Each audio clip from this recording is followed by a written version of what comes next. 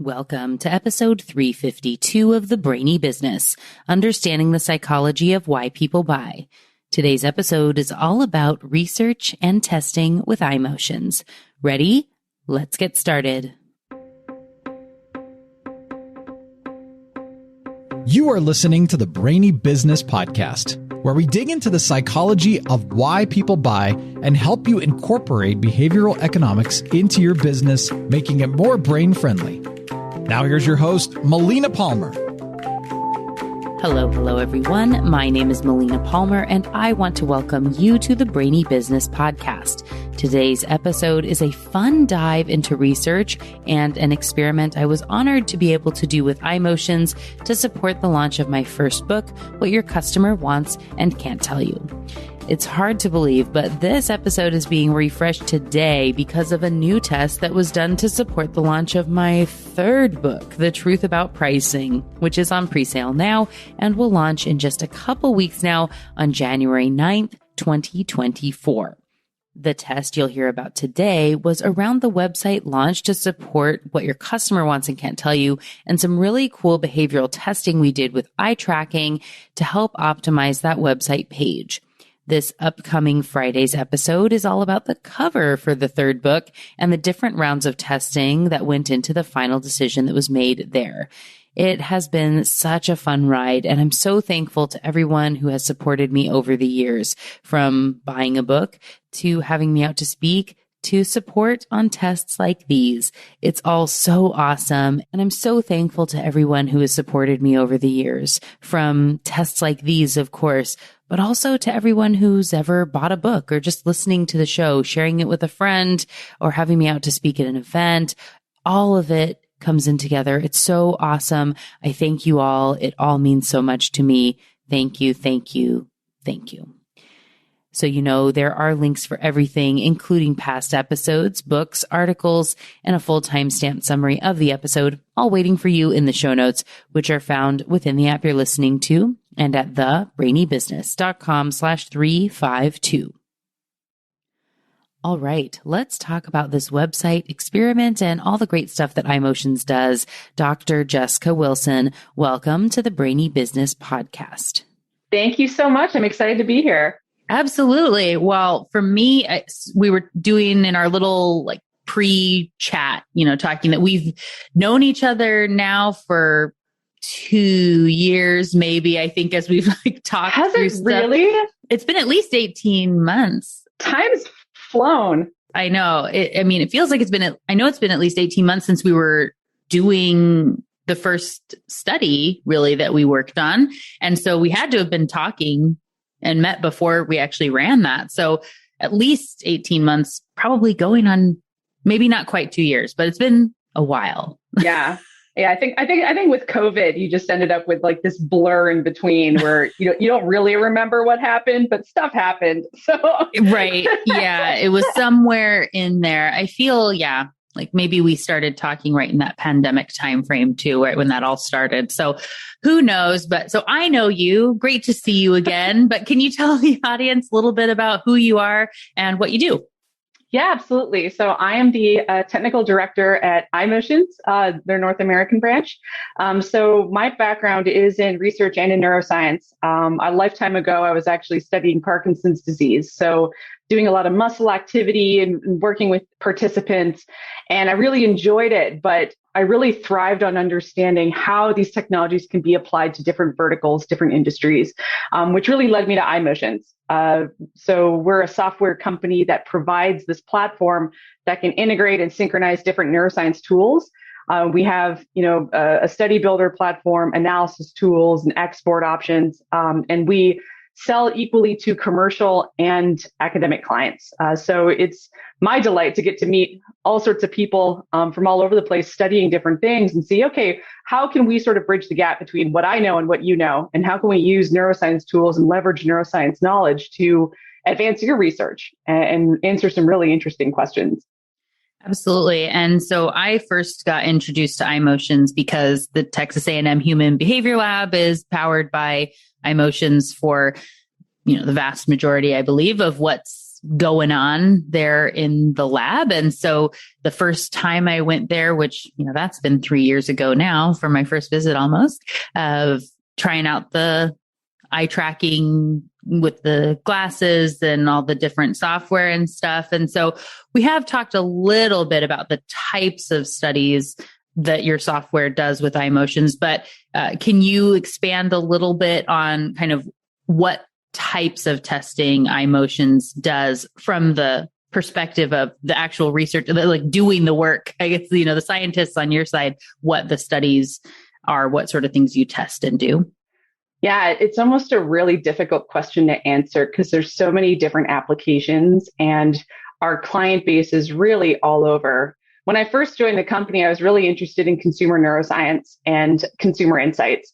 So this can be everything from product testing, ad testing, image testing, and even sensory work.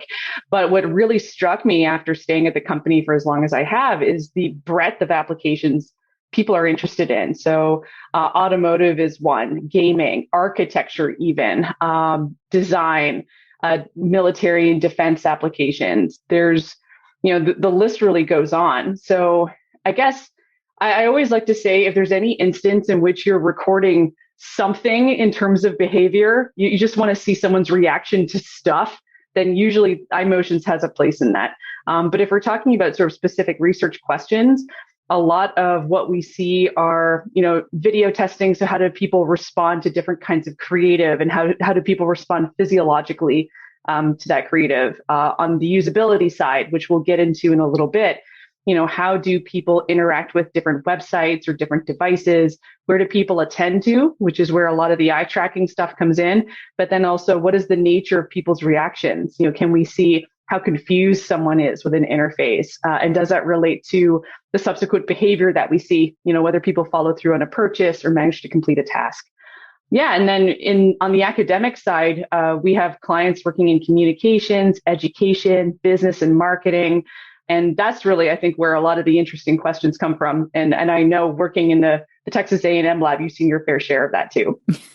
Yeah. And so as far as the types of testing, though, we've got the eye tracking, like you talked about. There's some facial recognition. So we've talked about, if people are going to do a more basic, like, you go out into internet land and say, well, I'm going to look and have just some, eye tracking and see where there's awareness on, so like people were looking at this for a really, really long time. So that means it's good. Like, yay, yes, people were looking at it. Say, well, hold on. Yeah. Not necessarily. If you don't have the facial in there, so we talk about brow furrow. Yes. So if I'm looking at it, but have this face like, huh? Then it's really bad that I'm looking at it for a long time because I'm probably confused. And so that's something that you would want to tweak. And so just, a heat map without facial stuff isn't going to give you as much information. And so what's kind of the full-ish gamut of study that could be done with a lab that is powered with iMotions software of different types of tests? Yeah, absolutely. So I think sort of your most basic setup would be eye tracking, facial expression analysis, which we've talked about, but then also skin conductance, also known as galvanic skin response, or electrodermal activity. And the three of those work really well together because you have complementary pieces of information. You have eye tracking, which gives you the attention aspect. Facial expression analysis will give you a sense of valence. So what is the nature of that reaction? Is it positive or negative? And then skin conductance gives you a sense of physiological arousal. So what is the intensity of that reaction? As can be measured physiologically. And all of that, those three work really well together. I kind of call them the Holy Trinity when I'm talking about them for people who are unfamiliar with this stuff, because they work really well together. And then also in terms of a learning curve, they're all very easy to get started with on sort of the biometric journey. But once you decide to go further down the rabbit hole, then there are many more tools that we can discuss. So we can look at EEG, so electroencephalography, and that can get at some more subtle measures like engagement, cognitive workload, approach or avoidance motivation, which we see a lot in market research. You can get into heart rate and heart rate variability, which is another, indicator of sort of emotional content and stress. You can get into respiration even. and many other different kinds of tools that are available. But I think the important thing, though, is sort of the idea that the research question should dictate the technology and not the other way around. And often what I see is people get so excited about the technology and they want the shiny thing that they just want all of the technology available and they just want to have like a shotgun approach to their research question. And often I'll say, okay, you're really interested in EEG. What measure specifically are you interested in? And they'll say everything. And I'll say, that's not an answer. There are a million ways in which you can slice and dice neural activity, right? And so you really need to have some specific measures in mind. So I always like to emphasize, these tools are really helpful in certain ways. But at the end of the day, the research question is king, and that'll help dictate what tools you use. And part of what iMotions offers is that consultation to be able to sit down with you and say, okay, here are the tools that might best suit your question. Here's the kind of metrics you can get out of them. Here's what you should be looking for, and to really make sure we have sort of the right plan going forward. Yeah. And so we did actually 2 tests together for my website at the Brainy Business, which was a lot of fun. And I know we're going to talk about that today, kind of what we were looking at, what we found, why we did 2 different tests and how they were run and things like that. But if you were to give, some examples of a typical type of a test, I know you're generally talking about, someone comes with a problem and you help them kind of iterate and make sure it's a question that can be answered properly by a test. Because I know from working with businesses, like you said, I'm excited about all of it. It's like, I want to know everything I can possibly know. You say, well, if we don't go in with a specific question, it's not that helpful. So how do you help with a business, if they say, we have a problem, like we need more customers, we need to see some lift in this product vertical, or we want to work on attention in the aisles or whatever it is. How do you work to turn that into a research question? What's like a type of a problem? And if you have a specific case study that you're able to share, that would be great, just for people to kind of grasp what y'all do. Yeah, absolutely. So let's take video testing as sort of our, sort of a sample standard method here. Usually what people want to do is they're interested in sort of what aspects of the video are most engaging that I can maybe leverage. Are there elements within the video that might be boring or would cause people to disengage, for example? Or another great method would be an A/B test. So say you have 2 iterations of a commercial and you want to see which one will be more effective and which one you want to actually take to market. Then iMotions works really well in being able to get those biosensor inputs for that A/B test. So if it were me running a study like that, I would be using eye tracking, facial expression analysis, skin conductance, maybe EEG. If I also wanted to get into approach avoidance motivation and sort of a willingness to take action on a product. But I would have people watch those 2 ads with all of the sensors attached, maybe follow up with some surveys afterwards, such as willingness to pay. How much did you enjoy this commercial? Maybe some recall tasks as well. Did you actually recall what brand we were looking at? And what we can get is look at some key elements in the video. So if there's a joke, for example, that we want to see if the joke landed, we could look at facial expression analysis and skin conductance to look at the effect of that on audiences. We could look at a decrease in skin conductance response as something that suggests disengagement or boredom with an element of the commercial. So I might be able to say, okay, for this particular prototype, we might want to rethink these 10 seconds here because it looks like some people are disengaging. And we can subsequently follow up with the eye tracking and say, okay, did people actually notice the product that we're trying to show them? Are they noticing the logo when we put it in a particular place? How can we manipulate these things, these very specific elements, and then see how people respond physiologically to those elements? From that data, you can draw some general insights that can help guide your decision process moving forward. If you notice that people aren't noticing the logo and you want that logo to be sort of a central focus of that scene, then you can explore with different placements and see whether people actually notice the logo and spend more time dwelling on it compared to distractors. If there's a joke that doesn't land or that people find confusing, then you can see that in the data, try to iterate a bit better, make a new design decision, and then follow through again and see if that improvement has helped. So being able to take that and sort of look at the specific details and see what decisions can we make to make this better, that's something that we can do pretty easily with video testing. And it's actually a method that we kind of recommend, is to have sort of multiple versions of this testing through to the design process, from animatic, for example, up to finished prototype. That way, with the data that you're using, you can actually make sure you're making the best design decisions at the time when it counts, when you're actually designing the thing, and not when you have a finished product and then the biosensor data indicates that people don't like it. It's like, well, now you're back at square one, right? So that's one example of video testing. So one example of a client of ours that's done video testing is actually the University of South Florida. This is one of my favorite stories. They actually have a sales and marketing lab in the MUMA School of Business, and they do a whole bunch of different kinds of testing, including video testing, other studies related to marketing, and they really have this resource that's open to the entire research community. One of the studies that they recently came out public with is a collaboration with BayCare Health Systems to actually look at the impact of COVID-19 infomercials and information on consumers. So BayCare actually provided the health communications and creative that they wanted for testing.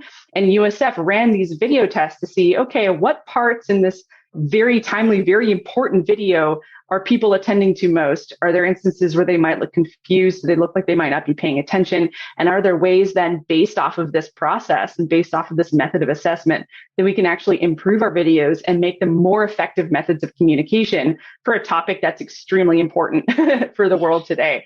So that's one example of being able to take biosensor research and use that to iterate on something that can then be improved on and provided for consumers. That's just video testing, though. That's just one example. Usability is one example that we'll definitely get into with different methods.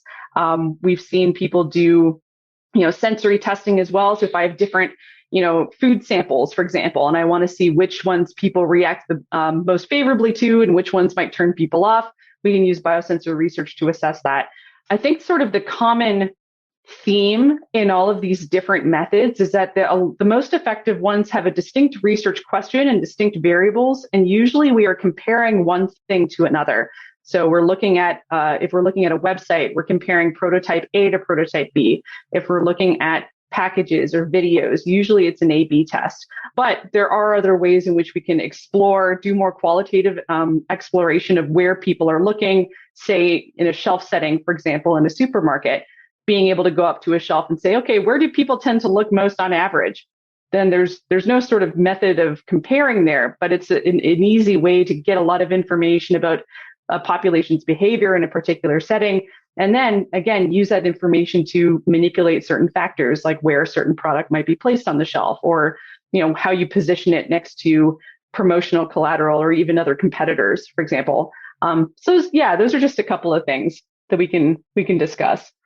Yeah. Well, and I know from when we did the work for my site, we had the option and started out with just some version of, free scrolling, right? Just sort of to see where people go, what they click on. There's a little bit of, if you give somebody, 2 or 3 minutes to just sort of poke around, and you can see, are they clicking on, is everybody going to one tab? Are people getting stuck somewhere? Do they actually watch a video that exists, or does it just sort of sit there? Are you getting the brow furrow? What are they doing? Just to have an idea, so we have that knowledge. But we also are testing something very specific. But, before we get in, we just want to see, as their fact finding on whatever their task is going to be, just kind of let them do that and learn from what happens versus having any real hypothesis about that kind of free scroll. We just want to see what happens. Yeah, absolutely. And for the study that we did, that first one, we kind of had a little bit of both. So we had that sort of qualitative first blush of when people are presented with your website, where do they naturally gravitate to? Are there certain things that draw attention more than others? Are there certain things that get ignored? What pages do people tend to navigate to? And then what do they focus on afterwards? And then after that initial, because that has to do with sort of the design and the aesthetics of it, right? What's most eye-catching? But for that second phase of the study, we adopted more of a task-based sort of approach. And we were comparing, 2 different prototypes, right? The new website versus the old website. And we had specific tasks to see, do people actually behave the way that we would like them to in terms of getting oriented to products that best fit them or directing them to the information that you want to showcase the most. In that case, having a very specific question and having, comparative metrics across two different prototypes that made it a lot simpler. And especially when you're looking at websites, because, only in certain circumstances are you really just perusing for the sake of perusing. More often than not, if you're going for a website, you're looking for something specific.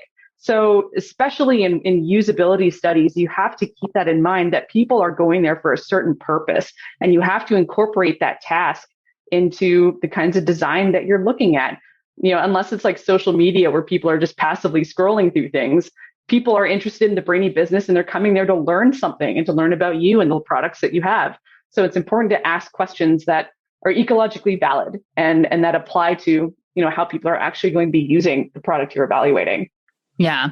And so we'll go ahead and jump in. We'll talk a little bit more. I think we've alluded to at least some of the test and what we were doing, but for the background story and, going into this, I was doing a redesign of the website and knew that it was going to be happening in conjunction with my upcoming book.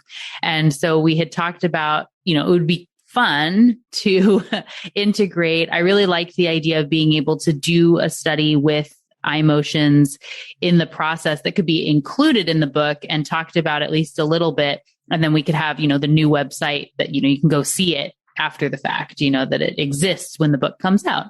And so we did that research. So we had a first phase. So we did two different tests.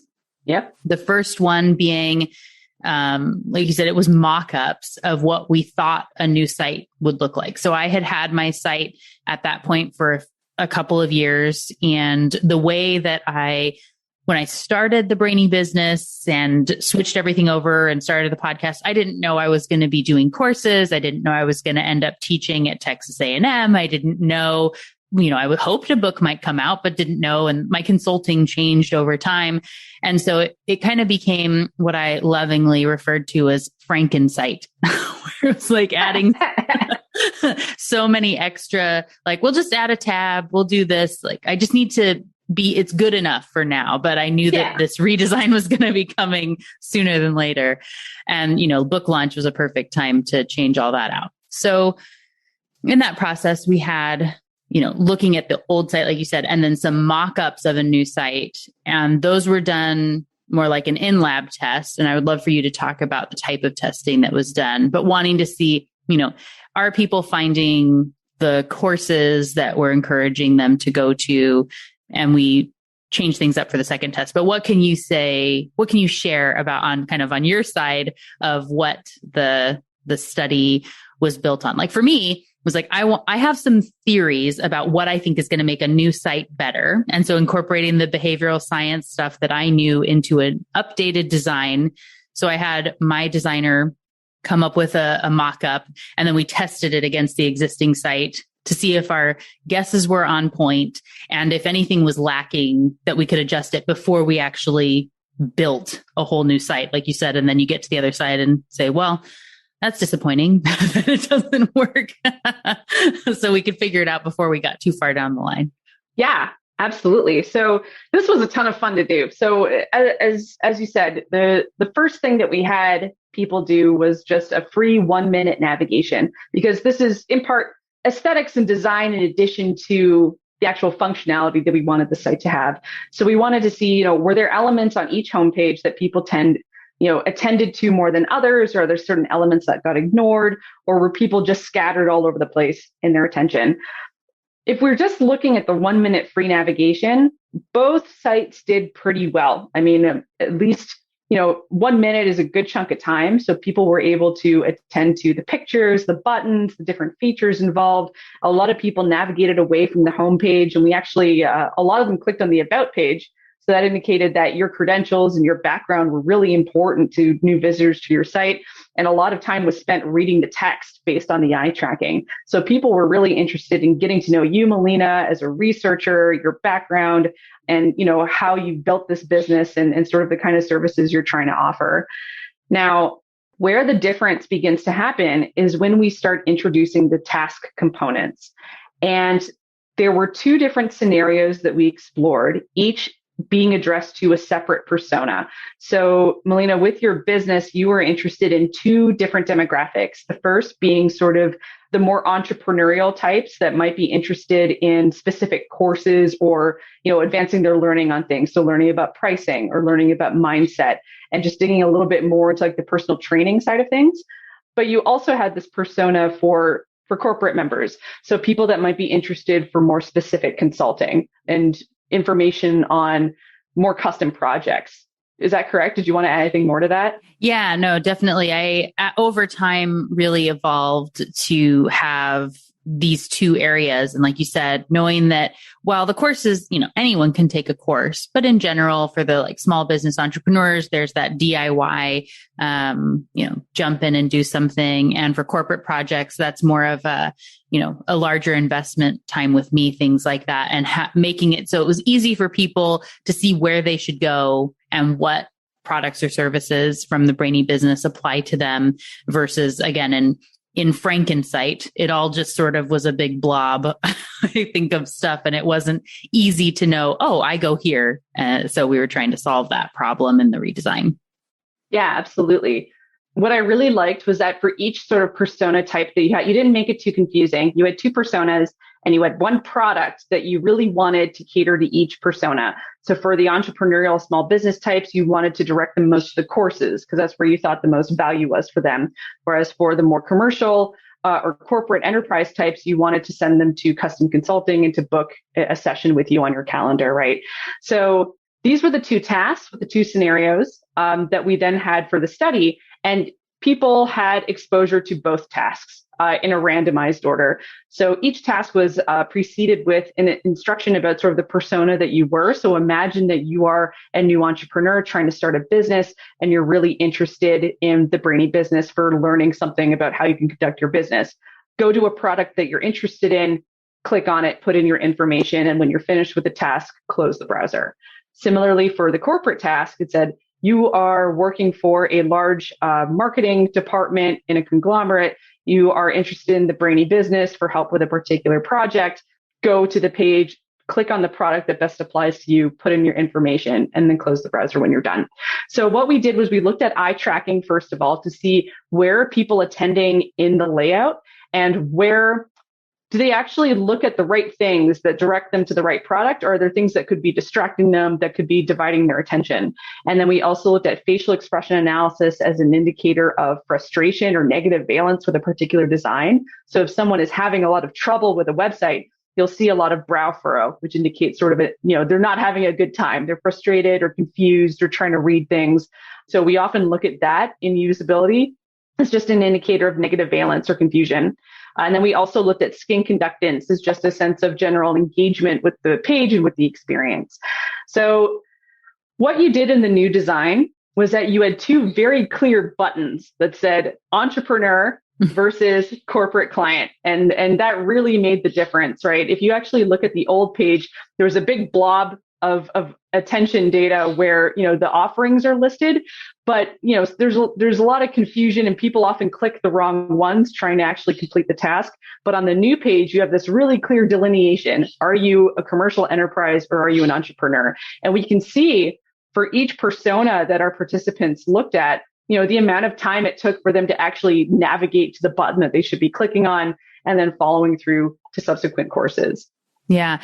Well, and one of the things I do with clients, and I think is so important in testing, which is why one of the best things about running a test like this is you're really forced to narrow down to this. Like if someone can only do one thing, I only want them to do one thing. If you are this type of person, what is that? What's the number one thing that's most important? Like we said, for a corporate client, I need to have a conversation with them. I need them to go send me an email or book a discovery call so we can talk for a half an hour and see if we're a fit for each other.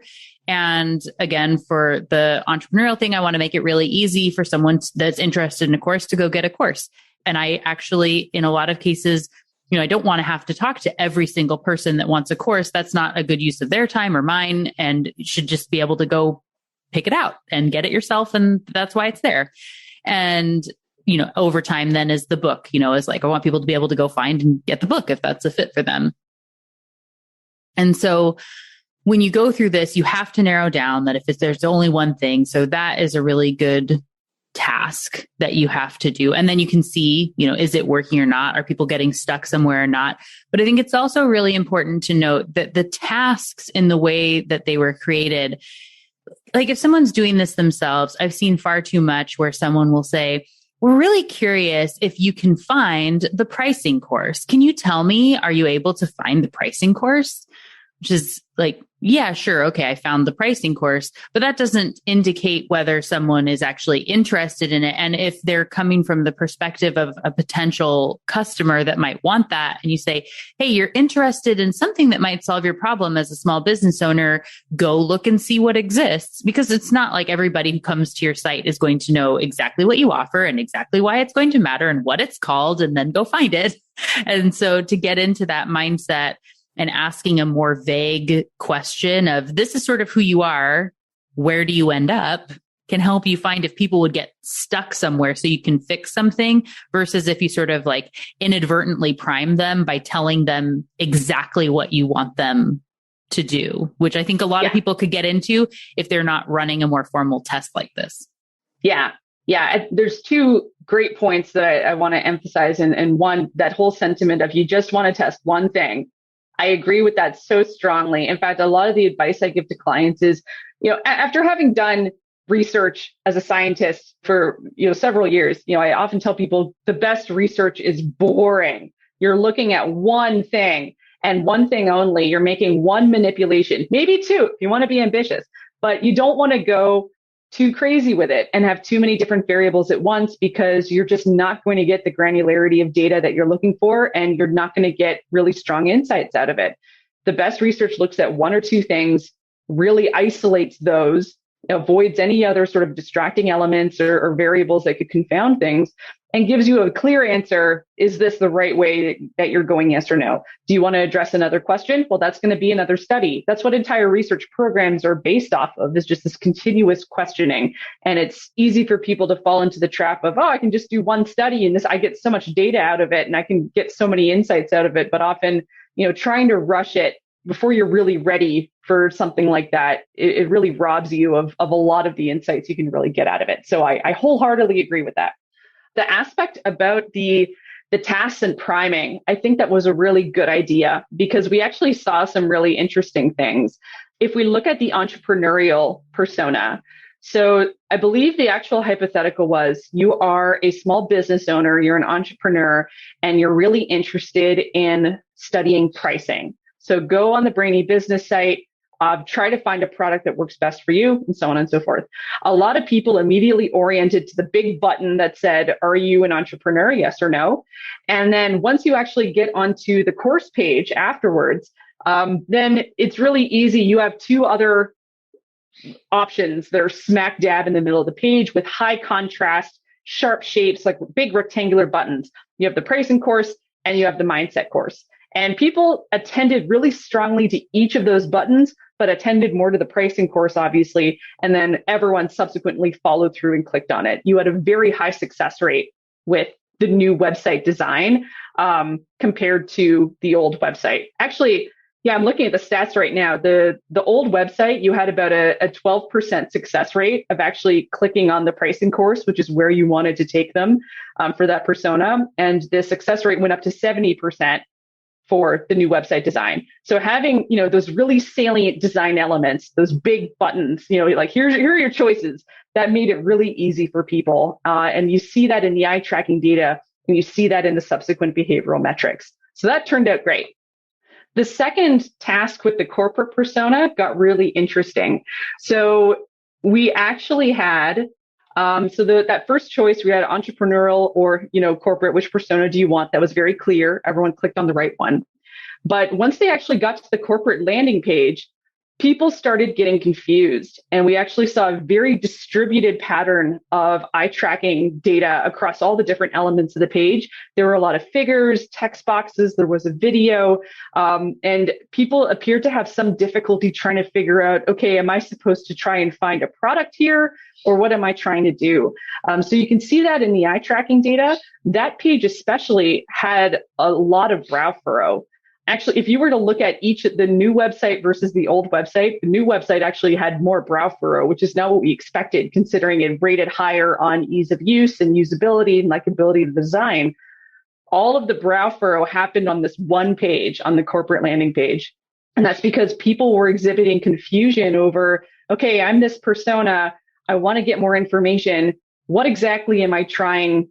What should I go for? And it just wasn't as clear to them. And we also saw this reflected in the behavioral metrics. So for the corporate task, we actually saw people did worse on the new website compared to the old one, just because the design elements just weren't as clear. So that led to some really interesting, directives that we could take for this corporate page. Like, this is the one weakness in the new design that we can really develop some new ways of trying to adapt to really highlight the consulting aspect, highlight booking an appointment with you, so we can do a better job of funneling that demographic into an action that we want them to take. Right. And I think it's important too. So one is the reminder, we ran a test to see what would work or not. There were some elements when I was working with the designer.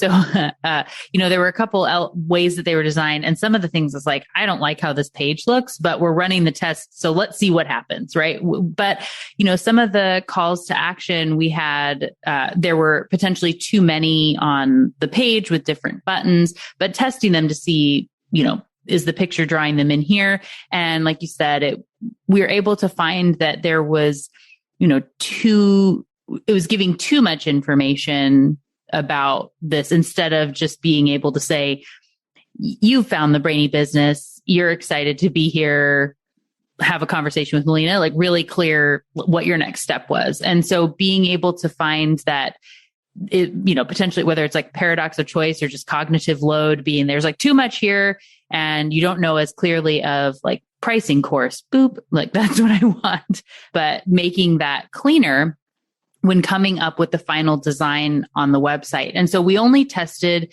these two paths essentially, but I was able to use insights from those two tests really to be able to see when we did the full redesign and all these other pages, those big buttons with large contrast really worked, and making it very clear, are you A or B? What are you doing? We were able to integrate that into other areas of the site as well. And in some cases where we had too much information, how do we cut that back to make it very clear, contact here, learn more there. You can kind of self-discover. And so as we, I think, could talk about this first test all day, there was so much interest there, but we then did a second test. We did. So I worked with my team after we got these insights. We found some things that worked, some things that didn't. Some was confirming, some was surprising. And that's what the best tests are, right? We're learning things on both sides. And then we go back, we made a new design for the site. And then when it went live, we had two different versions of one page that was the apply it, page that has to do with the book. And I mentioned in the book, so again, like before the site was ready, I said that this was going to be a test that people were going to do, and like all of this that we got to do before the book came out. And then it's like after that it goes live. It was kind of fun, but we had the page go live selling the book. And then we were testing two different versions of the same page and really only changed one thing, but wanted to see how social proof would impact in testimonials in the two different areas. So I had like 50 people that were nice enough to do very lovely endorsements for my book in it coming out. And so when we were in pre-sale, then we were doing this test. And so some of them that would come back, it's like a paragraph of lovely things that are said. And I've told clients for years, you don't have to use the whole testimonial, these little blips of the kind of movie trailer, like amazing, wonderful, the best business book to come out in years, like these little things you can grab that can get buried in a paragraph. You can call those out, are going to be much more impactful than doing the whole thing. And so we tested both versions, and what did we find? Yeah, this one was super fun too. So we had this one page, and this was more like, we didn't have a specific task for people. We just said, hey, we're going to show you a page promoting Melina's new book. go through the page, see if there's anything that's interesting. When you're done looking at the page, just close the browser. And what we wanted to see was just general search behavior. So a bit of a departure from like an actual task. We weren't asking people to buy the book or anything, but just have a look at the page and see what sticks out. And as you said, sort of the difference between these two prototypes was in how we had framed the testimonials. So on one page, which I called the long condition, we had the entire paragraphs of the testimonials, so big blocks of text, because we figure, hey, more good testimonials are good, right? And then on the other iteration of the page, we had taken just the highlights of those testimonials. So smaller bubbles, fewer text, but still getting the point across. And we wanted to see, were there differences in visual attention across either of the websites?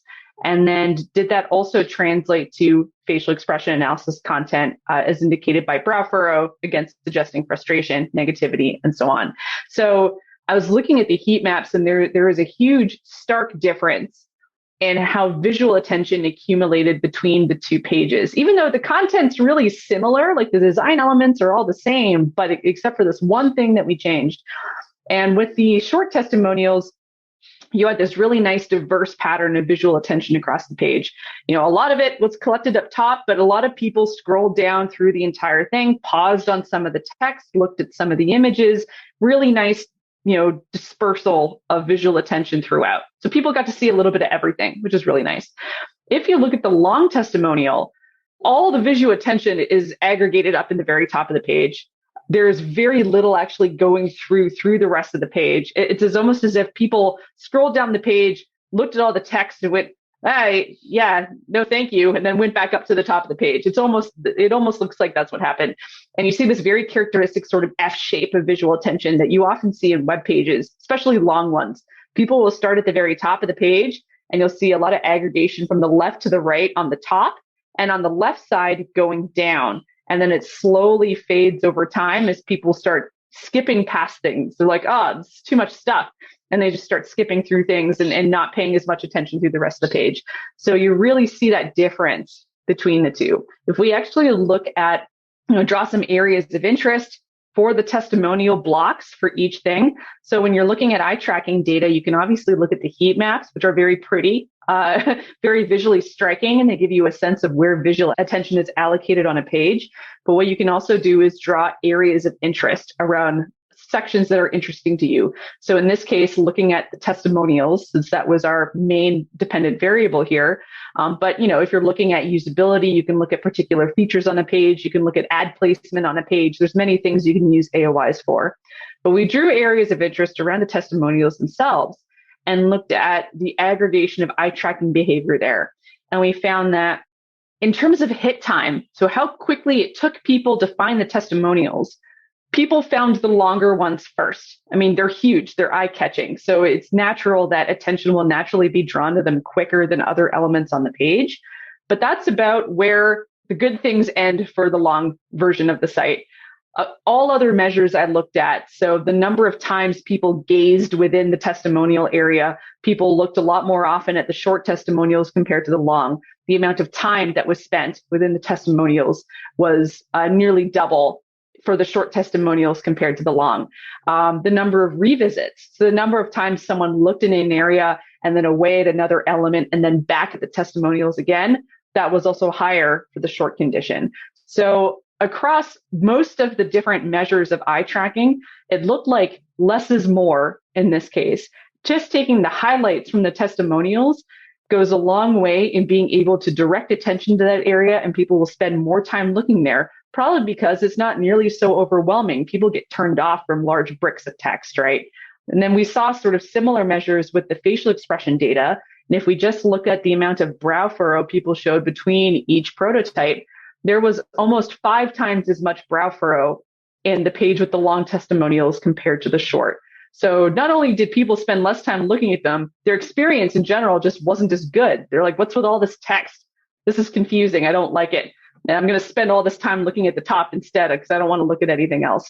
So there were very clear differences. And I think as someone, if I were consulting for you in this case, having done the study, I would say, based off of the information we've collected, I would go with the shorter testimonials because people will tend to focus more on those. They have an easier time with your site and they're going to have a better experience overall.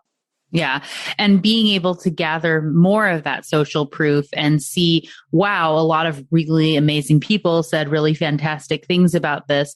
You're able to absorb all the goodness of those and then make your choice if you want to buy versus like, ugh, that's a lot to say. And what did they say? What's that again? And you just kind of get exhausted and are ready to bail pretty quickly. So I love, again, in this case, it proved what I expected and have known, for a long time, but being able to see, like you said, 5 times more brow furrow, less time that's spent overall learning about these important points and the things people are saying about the book. Those highlights we pulled, we want people to be able to then be, primed with and excited, it builds up some anticipation of the book that they're going to buy and receive and get excited about it. So I loved having that information to be able to go off of. And, obviously a big thanks to Imotions for doing this, multi-part test. It was a lot of fun. I know I will definitely be including pictures and things on that Apply It page. So everybody can go see those there. And there's other information about the test. And so we'll be able to showcase so you can, see some of these now that we're officially releasing. I know a lot of people. So the second one we did through webcams. So I talked about it on LinkedIn and with students versus being, having to go into a lab for the test. So some of you listeners potentially were a part of that test. And now you know what we were looking at because we obviously didn't tell anybody. Yeah, that was a ton of fun. And I think, that sort of leads to an interesting point of sort of how the tech has developed since then. Because, as you know, in the 2 years we've known each other, a lot's changed in the world. And, while primarily, we do studies on a desktop platform, we bring people into a lab, we put all the equipment on them, it gets very involved. Well, all of that changed pretty drastically once the pandemic hit. And suddenly people weren't collecting data anymore because you can't bring people into a physical lab space. It just wasn't possible. Between the pandemic, there was also, this general movement sort of in the research landscape towards collecting data from more naturalistic environments. So not working within the controlled confines of a lab, but, can we record data from people in the comfort of their own homes? Can we record data as people are moving around in an actual space? So looking more at wearables and long-term recordings and all that sort of thing. So that's sort of where our online data collection platform evolved. So we pivoted pretty heavily in the pandemic, looking at remote options. And now we have an entirely different product that allows you to record facial expression analysis like you would with a regular webcam, but then also webcam-based eye tracking data, which now removes the need from having to actually invest in eye tracking hardware, for one. But what the module allows you to do is design a study like a simple A/B test for video or for images or website testing. And once you create that study, you can actually distribute it online. So you don't have to bring people into a lab. You're actually recording people from the comfort of their own home in a naturalistic setting where people are relaxed. And, what you get is sort of research unrestricted by the bounds of geography. We're able to send this URL out to students at Texas A&M to, again, post it on LinkedIn and get your listeners to come in and try the study. We got a wide demographic of people, which is a lot easier to get than having to line people up outside of a lab space, bring them in, deal with the logistics of all of that. So, we got some really interesting results, and the medium is completely different, but it's interesting how the technology is evolving. And, there's now more possibilities than ever for how we can collect this data. Yeah, absolutely. As we wrap up, we've talked about a couple of labs that exist, including that human behavior lab at Texas A&M. And for people that are looking to do tests, Jessica, you and I talked about this going in is, if somebody wants to conduct a test similar to the one that I did, or a whole host of other things, you gave the example from University of South Florida, lots of cool stuff at A&M. Those types of tests, if you are a company, you're looking to run a test and want some support, reach out to me. Melina at thebrainybusiness.com. And we could talk about doing something through the Human Behavior Lab, which is very exciting. If you are looking to build a lab to be your own new version of, whether you're in consulting or an academic space, then what should they do? Yeah, you can reach out to marketing@imotions.com, and we'll be happy to learn a little bit more about the kind of work you want to do and see where we can fit in and collaborate. So building labs is our bread and butter, and we want to see you succeed. So if this is something that you're interested in pursuing, let us know. We'll be all too happy to help. Awesome. Well, thank you again, Jessica, for joining me on the show. It was fun to see you as always, and exciting to finally share this research we've been working on for such a long time. I know, it's been so long in the making. So this is great. So what got your brain buzzing as you learned about this website experiment and all the amazing experiments that you can do today? For me, I love a good experiment. It's one thing to say, I bet this will work, or this would be compelling to me. But as you know from listening to this show, testing is always so key when it comes to understanding and predicting human behavior. Context is a big piece of the puzzle, and what works in one scenario doesn't always work in the next. I was pretty sure that shorter testimonials would work better, but you never really know until you test.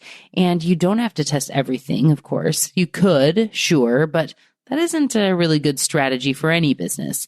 It would be completely inefficient and ineffective. As I talk about in What Your Customer Wants and Can't Tell You, my 3 tips for doing your own experiments are to keep it small, to be thoughtful, and to test often. You need to know what's the most important thing to get right and test that. Be thoughtful about what's important. Don't test 800 different things at once, but do little things after you've taken the time to be thoughtful about the approach and the work and what you want someone to do. Know what you're testing and why before you design and run the test. And if you liked hearing about this experiment with Imotions today, you're going to love the conversation in this upcoming Friday's episode with Joe Evershed and Dr. Gareth Harvey talking about the test we did together for the cover of my 3rd book, The Truth About Pricing, which is launching in just a couple weeks on January 9th, 2024. And it is already on pre-sale wherever you buy your books, so please do pick one up and check out the cover in advance of that episode. We also talk a lot about really interesting research and tests that Gareth has done with customers in supermarkets and grocery stores. I think you're really going to like that conversation too. It's a really fun and interesting episode. As we close out the show today, don't forget about the show notes. They have links to related past episodes, books, a timestamp summary of this episode, and more. It's all waiting for you in the app you're listening to and at thebrainybusiness.com/352. And just like that, episode 352 on my experiment with Imotions on the website launch page for What Your Customer Wants and Can't Tell You is done. Join me Friday for a brand new episode with Joe Evershed and Dr. Gareth Harvey to discuss a brand new experiment for the cover of The Truth About Pricing. It's going to be a lot of fun. You don't want to miss it. Until then, thanks again for listening and learning with me. And remember to be thoughtful. Thank you for listening to the Brainy Business Podcast. Melina offers virtual strategy sessions, workshops, and other services to help businesses be more brain-friendly. For more free resources, visit thebrainybusiness.com.